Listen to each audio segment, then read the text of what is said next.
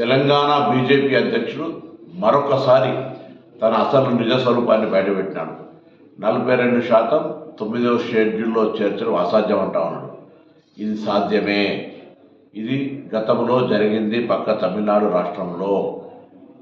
తెలంగాణ నుంచి ప్రాతినిధ్యం వహిస్తున్నటువంటి బీజేపీ ఎంపీలంతా రాజీనామా చేయండి, ఎందుకు రాదో చూస్తాం, లేదా దీన్ని సాధించి పెట్టండి. ఈరోజు సుప్రీంకోర్టులో ఇందిరా సహాని కేసులో చాలా స్పష్టంగా చెప్పినారు. రాష్ట్రాల్లో ఒకవేళ ప్రామాణికమైన సమాచారం ఉంటే, ఎంపైరికల్ డాటా ఉంటే తప్పకుండా రాష్ట్రాలు నిర్ణయం తీసుకోవచ్చని చెప్పినాయి. అందుకే రాష్ట్రం సర్వే చేసి శాసనసభ ఆమోదము, కేబినెట్ ఆమోదము, గవర్నర్ ఆమోదంతో ఢిల్లీలో ఉంది. ఇది కేంద్ర ప్రభుత్వం తీసుకోవాల్సిన నిర్ణయము.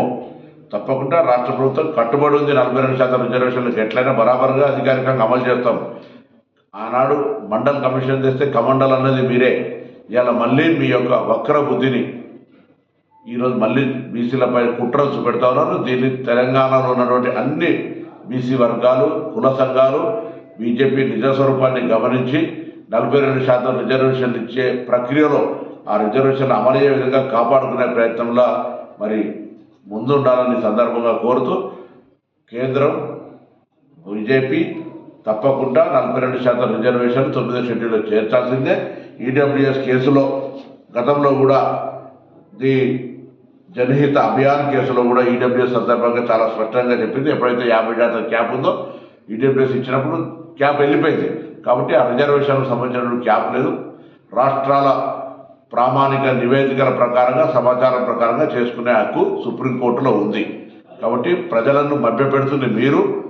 ముఖ్యమంత్రి బీసీ అని ప్రకటించి ఇబ్బంది మీరు, సిఎల్పి నాయకుడు బీసీ ఇబ్బంది మీరు, పార్టీ అధ్యక్ష పదవి కూడా బీసీలకు ఇచ్చేది మీరు, మండలి వ్యతిరేకించేది మీరు. ఇవాళ మీరు బీసీలకు వ్యతిరేకంగా ఫ్యూడల్ పార్టీగా ఉన్నటువంటిది మీరు. తప్పకుండా సామాజిక న్యాయంతో పాటుగా ఇవాళ మా ముఖ్యమంత్రి రెడ్డి అయితే BC PCC president, SC deputy ముఖ్యమంత్రి. ఇట్లా మా దగ్గర ఒక సామాజిక న్యాయం ఉంటుంది, మీ దగ్గర అసాధ్యం. మీరు మరొకసారి మా వర్గాలను మోసం చేస్తే చూస్తూ ఊరుకోమని హెచ్చరిక చేస్తాం.